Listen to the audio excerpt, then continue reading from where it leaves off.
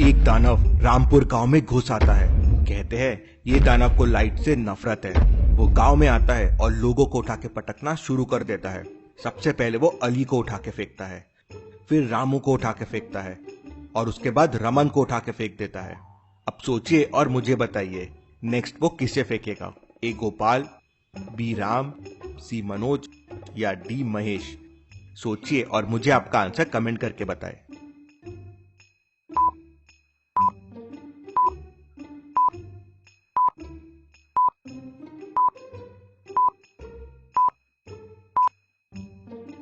अगला वो महेश को फेंकेगा।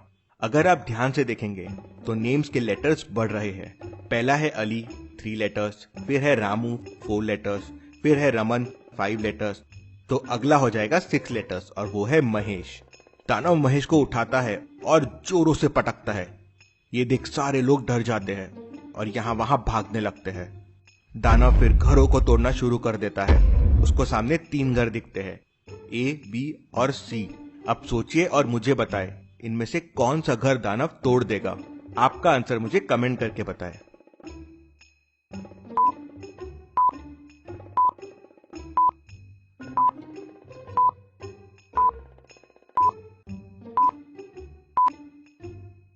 दानव घर ए और बी तोड़ेगा। ये दोनों घर की लाइट चालू है और दानव को लाइट पसंद नहीं है। सी में अंधेरा है तो दानव इसे छोड़ देगा। दानव पूरे गांव को तबाह कर देता है और वहां से चला जाता है। गांव वाले दानव से लड़ने के लिए डिटेक्टिव मेहुल को बुला लेते हैं। गांव वाले मेहुल को बताते हैं कि दानव जंगल की तरफ गया है। मेहुल दानव को ढूंढते ढूंढते जंगल में पहुंच जाता है। जंगल में मेहुल को 3 रास्ते दिखते हैं। अब मेहुल सोच में पड़ जाता है कि दानव कौन से रास्ते से गया होगा। क्या आप तीनों रास्तों को देख के बता सकते हैं दानव ने कौन सा रास्ता लिया होगा? सोचिए और मुझे आपका आंसर कमेंट करके बताएं।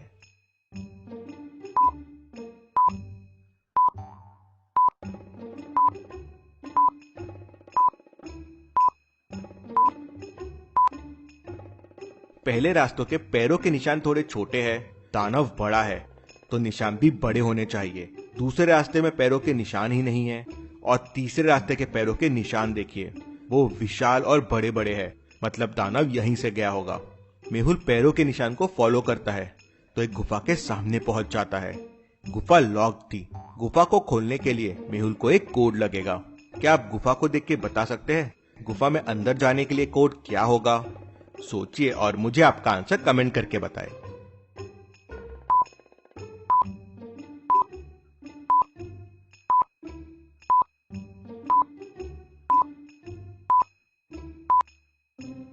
तो गुफा के अंदर जाने के लिए हमें ये इक्वेशन सॉल्व करनी पड़ेगी। 8 इंटू 8 प्लस 8 डिवाइडेड बाई 8। यहाँ आपको बॉड मास लगाना है। पहले डिवीजन, फिर मल्टीप्लीकेशन और उसके बाद एडिशन। तो पहले 8 डिवाइडेड बाई 8 होगा तो वो हो जाएगा 1, फिर 8 मल्टीप्लाई बाय 8 होगा, वो हो जाएगा 64। तो इक्वेशन हो जाएगी 64 प्लस 1, तो कोड हो जाएगा 65। मेहुल कोड 65 प्रेस करता है तो गुफा का दरवाजा खुल जाता है और मेहुल गुफा के अंदर जाता है। मेहुल अंदर जाके देखता है तो दानव सो रहा होता है। दानव का साइज देख मेहुल घबरा जाता है और वापस दौड़ते हुए गांव में आ जाता है और सोचने लगता है दानव से लड़ने के लिए मुझे कोई प्लान बनाना होगा। तभी गांव में एक मम्मी आ जाती है और अब मम्मी गांव में लोगों को परेशान करने लगती है। पहले मम्मी खेतों में आग लगा देती है, फिर लोगों को उठा के कुएं में फेंकने लगती है। दिन में मम्मी और रात में दानव। गांव वाले परेशान हो गए थे। अब मेहुल को ही कुछ करना होगा।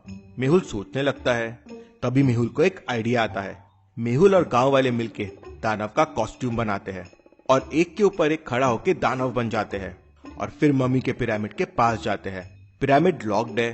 क्या आप पिरामिड को देख के उसको ओपन करने का कोड बता सकते हैं? सोचिए और मुझे आपका आंसर कमेंट करके बताएं।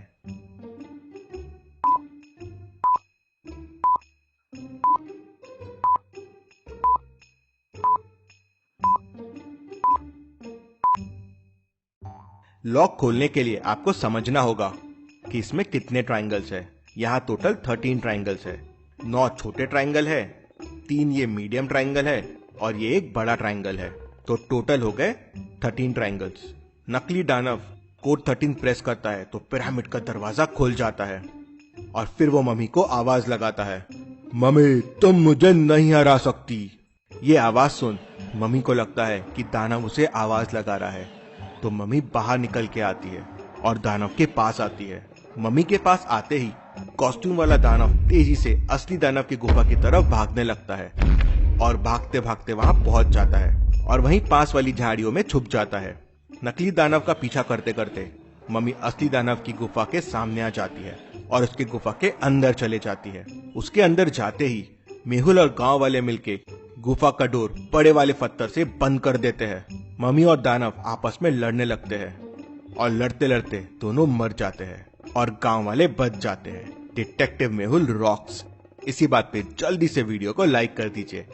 चलिए अगली पहेली देखते हैं। रमन अपने मम्मी पापा और बहन रीमा के साथ रहता था। रमन अपने आप को बहुत ही समझदार समझता था, तो एक दिन उसकी मम्मी ने उसका मोबाइल फोन कहीं छुपा दिया। रमन ने बहुत ढूंढा लेकिन उसे नहीं मिला, तो उसने मम्मी से पूछा, तो उसकी मम्मी कहती है कि मैंने फोन इन तीनों में से एक अलमारी में छुपा दिया है और मैं तुम्हें क्लू देती हूँ 5151। तुम्हें बस एक बार में पता करना है कि फोन कहाँ है, नहीं तो तुम्हारा फोन गया। रमन सोच में पड़ जाता है। पहली अलमारी तो मम्मी की है, दूसरी पापा की है और तीसरी रीमा की है। किसमें होगा फोन? क्या आप क्लू को देख के बता सकते हैं फोन किसमें होगा? सोचिए और मुझे आपका आंसर कमेंट करके बताएं।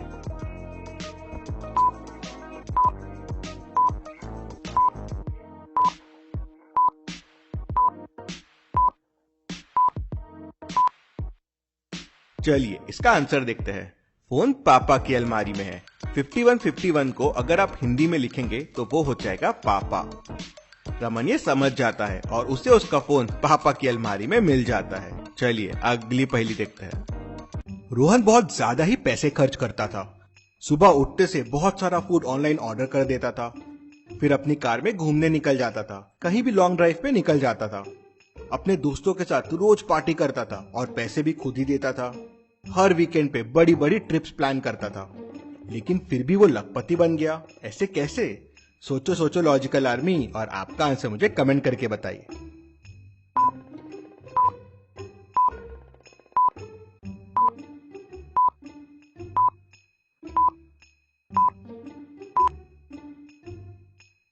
चलिए इसका आंसर देखते हैं। रोहन पहले करोड़पति था, वो इतना खर्च कर करके लखपति बन गया। चलिए अगली पहेली देखते हैं। इस परी को ध्यान से देखिए, अब इस महल को ध्यान से देखिए, अब इस गाड़ी को ध्यान से देखिए। चलिए अब मुझे बताइए चारों परी में से आपने कौन सी परी देखी थी? ए, बी, सी या डी? सोचिए और मुझे आपका आंसर कमेंट करके बताइए।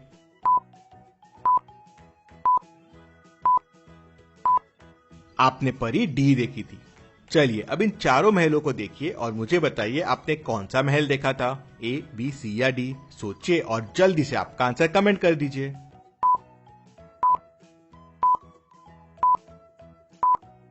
आपने महल बी देखा था। चलिए अब इन चारों गाड़ियों को देखिए और मुझे बताइए आपने कौन सी गाड़ी देखी थी? ए, बी, सी या डी?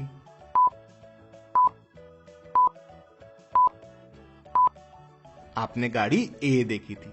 चलिए अगली पहेली देखते हैं। गुप्ता जी की किराना दुकान बहुत चलती थी। गुप्ता जी ने 3 नौकर भी रखे थे, महेश, सुरेश और रमेश।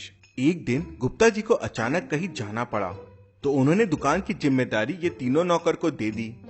उसके बाद जब वो वापस आए तो देखा कि दुकान से 10,000 रुपए गायब है। उन्होंने तुरंत डिटेक्टिव मेहुल को बुला लिया। मेहुल को देख तीनों नौकर डर गए। डिटेक्टिव मेहुल ने तीनों नौकर से पूछताछ की कि कौन क्या क्या कर रहा था। महेश कहता है कि मैं तो पड़ोस वाले घर में राशन की होम डिलीवरी करने गया था। सुरेश कहता है दुकान का कुछ जरूरी सामान खत्म हो गया था तो मैं वो लेने गया था। रमेश कहता है साहब दुकान में एक ग्राहक आया था 1000 का नोट लेके, यहाँ छुट्टे नहीं थे तो मैं बाजू वाली दुकान में छुट्टे करने गया था। मेहुल तुरंत समझ जाता है कि कौन झूठ बोल रहा है। क्या आप सोच के बता सकते हैं कौन झूठ बोल रहा है? सोचिए और मुझे आपका आंसर कमेंट करके बताएं।